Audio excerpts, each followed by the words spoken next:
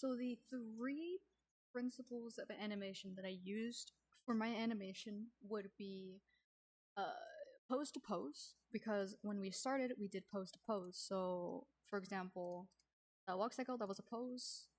And pause it in time, but basically pose. Not on a pose. Pose. I was right there actually. The next pose was that one, and the next pose was that one. Just setting up pose to pose, so that way, in the between, you spline it. The other principle of animation that I use is squash and stretch. You can't really tell, but I tried to add a little squash and stretch, like bounce whenever she goes down. Like, here we go, right there. Her body, her torso is a little squished in. Whenever she gets to her highest point, I try to stretch out her torso as high as possible to not make it look weird, but also to add a bit of stretch.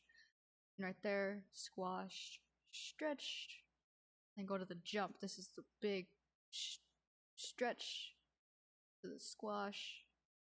Not as much as a stretcher here, but a big squash. Same thing with the running. Not as much as the walking though.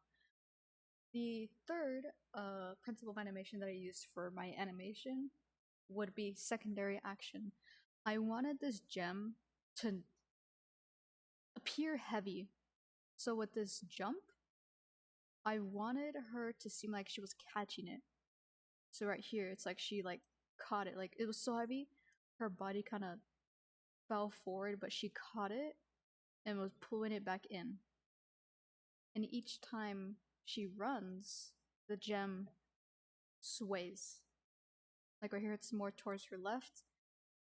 Then right here, it's gonna be more towards her right. I was trying to make it so that her body would move and not like her body would move and like she's picking it up.